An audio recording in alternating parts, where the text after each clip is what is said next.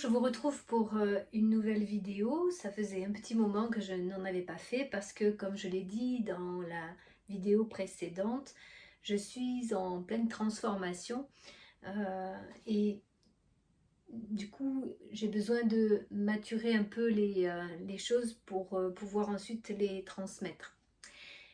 Et assez récemment, là, j'ai fait une conférence sur un thème très important et à la fois très grave, qui est la souffrance a-t-elle un sens?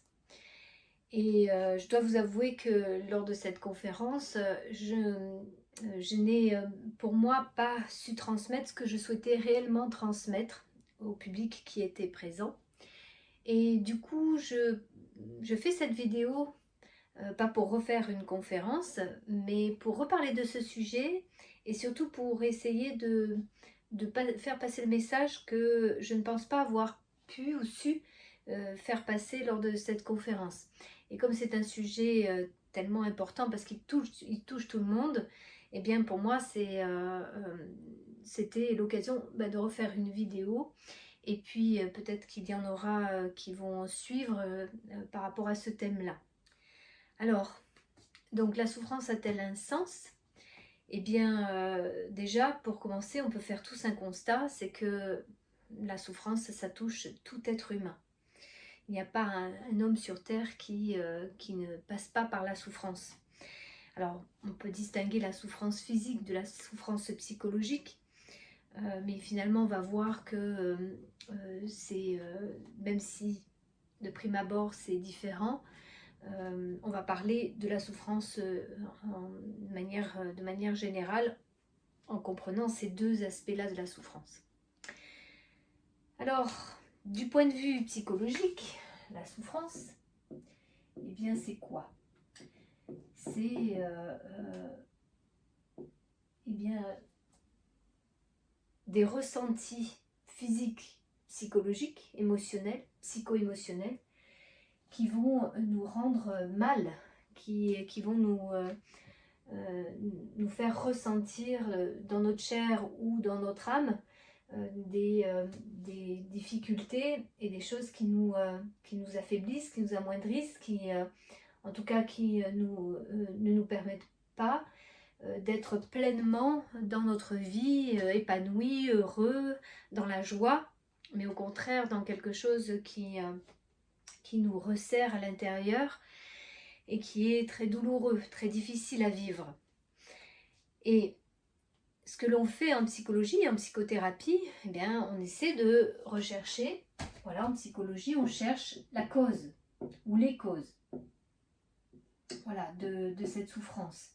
Parce qu'on se dit que si on retrouve les causes, on va pouvoir travailler sur ces causes qui entraînent des conséquences dans notre vie. Et donc la conséquence justement de cette cause ou de ces causes vont entraîner cette conséquence qu'est la souffrance. Et du coup, en psychothérapie, en psychologie ou en psychiatrie même, on recherche un peu ces causes et une fois qu'on a trouvé ces causes, on essaie de régler ces causes. Voilà, c'est-à-dire qu'ici, on veut agir à cet endroit-là en se disant que si on agit sur les causes, eh bien, on va supprimer les conséquences dans notre vie, et donc la souffrance dans notre vie d'aujourd'hui. C'est-à-dire les causes et les conséquences du passé, les causes du passé qui entraînent ces conséquences aujourd'hui. Eh bien, si on remonte jusqu'à elles et on les soigne d'une certaine façon, alors soit en psychothérapie, justement, avec différents outils, soit de manière chimique, avec des médicaments, des traitements, voilà. Eh bien, si on arrive à régler cette cause, eh bien, il n'y aura plus les conséquences, donc plus la souffrance aujourd'hui. Ça, c'est ce qu'on retrouve classiquement. Et aujourd'hui, j'aimerais vous permettre d'envisager un point de vue un peu différent de celui-ci. Et cela, c'est parce que mon expérience personnelle, professionnelle, ces expériences m'ont amené à réfléchir différemment sur justement cette souffrance et se dire, bien plutôt que d'essayer de remonter à cette cause et surtout de vouloir la supprimer ou en tout cas la soigner, la régler, eh bien si nous nous posions la question du pourquoi cette cause en fait? Qu'est-ce qui fait que nous devons vivre une blessure? Parce que dans les causes, hein, on a souvent affaire aux blessures, aux traumas. Voilà. Et ma question, c'est d'aller un petit peu plus loin que ça et de se dire, mais pourquoi est-ce qu'on a ces blessures? Pour quelles raisons on a ces traumas dans notre vie? Qui du coup, effectivement, entraînent certaines conséquences et une certaine souffrance. Et j'ai envie de vous inviter à voir en fait ces blessures et ces traumas, non pas quelque chose à régler, quelque chose à soigner, mais plutôt quelque chose qui nous permettrait de comprendre, d'avoir une certaine compréhension sur le pourquoi de ces blessures. Qu'est-ce qui fait que nous avons certaines blessures dès notre enfance, qui bien sûr vont avoir des conséquences.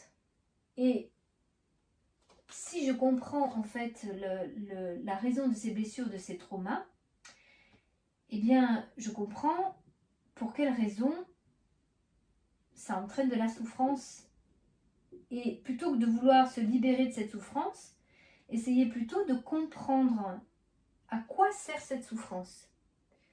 Est-ce que effectivement elle a sens? Est-ce qu'elle elle veut pas me montrer quelque chose? Est-ce qu'elle n'est pas un panneau indicateur de quelque chose que je dois voir et comprendre de moi, plutôt que de vouloir le supprimer, le régler? L'hypothèse que nous pourrions faire, c'est que finalement cette souffrance, si elle existe, c'est peut-être pas juste que la vie a envie que l'on souffre tout simplement, mais peut-être nous faire comprendre certaines choses. Et si on fait cette hypothèse que la souffrance est un moyen de faire évoluer l'homme, et par là même de faire évoluer l'humanité, dans le sens d'une conscience qui permettrait un amour fraternel, un amour véritable, pas un amour attachement passionnel avec tout ce que ça entraîne comme conséquences émotionnelles, de jalousie, d'avidité, de comparaison, mais plutôt justement de s'aimer et aimer justement l'autre comme on peut s'aimer, et avec cette liberté intérieure, c'est-à-dire sans être soumis à ces deux forces qui sont sans arrêt en nous, que sont l'orgueil et la toute-puissance, la peur.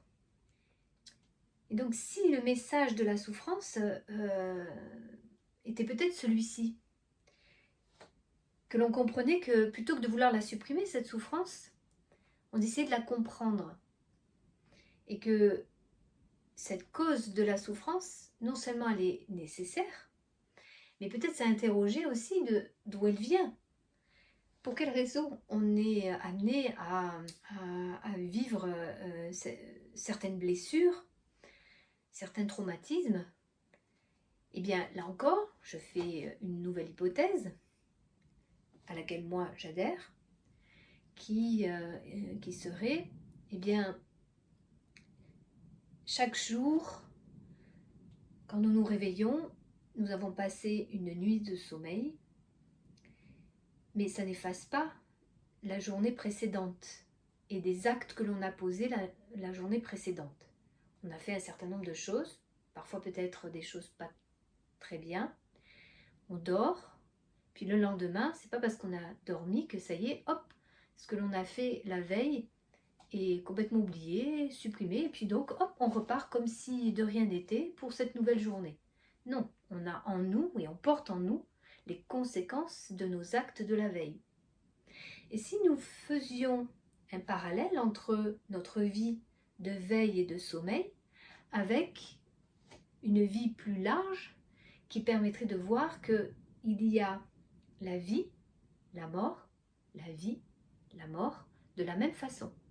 Et que dans une nouvelle vie, il y a eu une période, on met en parallèle le sommeil, donc là la mort, et que la vie d'avant, nous avons posé des actes qui effectivement n'étaient peut-être pas très bien, et que dans cette vie-là, nous avons à régler un certain nombre de choses que nous avons fait dans la vie précédente.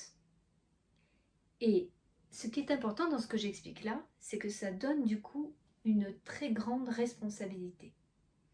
Si je sais que mes actes là, dans cette vie-là, peuvent avoir des conséquences dans la vie d'après, ça me donne un sentiment de responsabilité plus grand, plus fort. Si je pense que je n'ai qu'une seule vie, alors donc du coup, tout ce que je peux faire, c'est pas grave, puisque de toute façon, il n'y a pas de conséquences, puisqu'il n'y a pas d'autre vie après.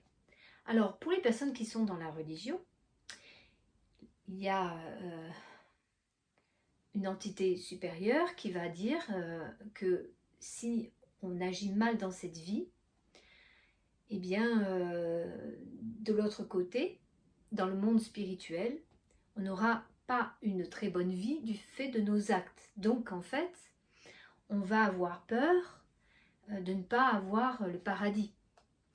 Et du coup, on va agir dans notre vie par peur, par crainte de ne pas avoir la vie éternelle de l'autre côté.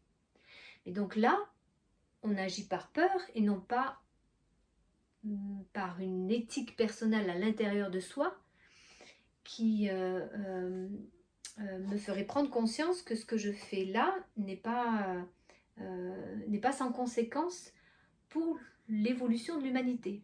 Et cette vision de loi extérieure qui nous dit ce que l'on doit faire, ce que l'on doit penser pour finalement être quelqu'un de bien dans cette vie,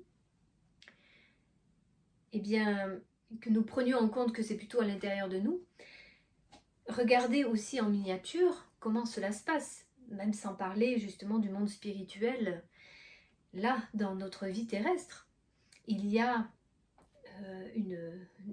une société, un gouvernement qui va nous dire ce que l'on doit dire, manger, penser, comment on doit se soigner, et on perd complètement le discernement intérieur, une façon de voir justement par nous-mêmes.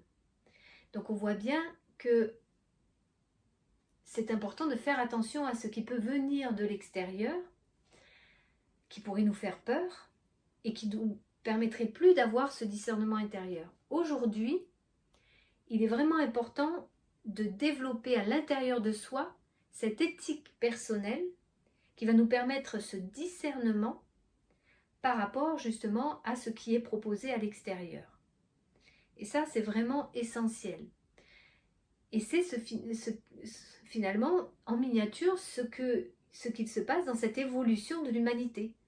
De ne plus être dans des lois extérieures qui nous disent comment on doit faire, même si on est d'accord, on a encore besoin des lois, parce qu'on n'a pas encore assez de conscience justement pour ne plus avoir besoin de lois extérieures. Mais je parle de lois par exemple dans la religion. Ce qui est le plus important, c'est d'avoir à l'intérieur de soi cette éthique qui nous permet justement avec cette conscience de voir que ce que l'on fait est sur la bonne voie de la conscience et de l'homme en devenir, de l'évolution, ou au contraire nous fait aller sur un chemin où l'homme court à sa perte. Parce que ce qui est important, c'est de voir que notre vie, et si on part de l'hypothèse qu'il y en a plusieurs, elle compte pour l'évolution de l'humanité. Et d'ailleurs, on peut le voir de civilisation en civilisation, comment cette conscience a peu à peu évolué. Si on prend la civilisation proto-hindoue, en moins 7500, il n'y avait pas une pensée, c'est difficile de se le représenter, mais il n'y avait pas une pensée individualisée. Et d'ailleurs, on le voit avec les saints Ricci, ils étaient en connexion directe avec le monde de l'âme, le monde de l'esprit, et recevaient directement ce qu'ils avaient à transmettre aux hommes, mais les hommes ne pensaient pas par eux-mêmes. La civilisation d'après, la civilisation perse, celle qui a dominé en tout cas, eh bien, on rentre un peu plus dans la matière, on rentre un petit peu plus dans le monde terrestre, et du coup, ça va avec une sorte d'éloignement du monde suprasensible, du monde spirituel. Et on cultive la terre, il y a les 7 céréales qui apparaissent, donc on aime un petit peu plus la terre. Puis la civilisation d'après, égyptienne, eh bien, on voit qu'il y a encore une connexion avec le monde spirituel, mais c'est réservé à certains initiés dans des écoles de mystère et à des prêtres qui faisaient des rituels particuliers à des initiés. Mais là encore, ce n'était pas une pensée individualisée. Puis il y a la civilisation gréco-romaine, où là, avec la philosophie anti-grecque, on commence à avoir une pensée individualisée. Donc on voit comment l'homme commence à penser par lui-même, commence à avoir ses propres pensées. Donc on voit bien qu'il y a comme une descente en fait dans le monde de la matière, et dans ce monde de la matière, plus on y va, plus on peut développer une certaine individualité, une certaine façon de penser individuelle, et donc un certain ego, nous pourrions dire. C'est-à-dire qu'on va vraiment s'individualiser de plus en plus. Là, actuellement, depuis le Moyen-Âge, nous sommes dans la 5e civilisation, que l'on pourrait appeler anglo-européenne, et où il y a vraiment une exacerbation de l'individualité. Alors, c'est nécessaire de s'individualiser pour avoir une pensée par soi-même, un discernement, donc un ego. Là où ça se complique, c'est quand on utilise mal cet ego. Et que cet égoïsme-là qui vraiment vient de plus en plus, il a à la fois son bon côté et puis le mauvais côté. Et ce qui est important, c'est de voir qu'au fur et à mesure que la pensée s'individualise, et au fur et à mesure que nous pouvons avoir à l'intérieur de nous-mêmes une éthique personnelle, alors nous pouvons décider librement d'être dans la voie, on va dire, qui va élever la conscience, et dans une voie au contraire qui va diminuer la conscience et donc notre liberté. Et ce que je souhaite expliquer, c'est que si on regarde l'évolution de l'humanité et notre propre évolution dans notre propre biographie, nous pouvons faire un parallèle. Ce qui signifie que dans notre propre vie, nous avons aussi à développer cette conscience, et parce que nous développons cette conscience, nous contribuons à développer la conscience de l'humanité dans son évolution, parce qu'évidemment, ça va continuer. Et c'est là où ça devient intéressant de penser que, finalement, nous sommes des âmes qui revenons pour permettre à cette évolution de l'humanité de se poursuivre. Et ça peut tout à fait faire sens.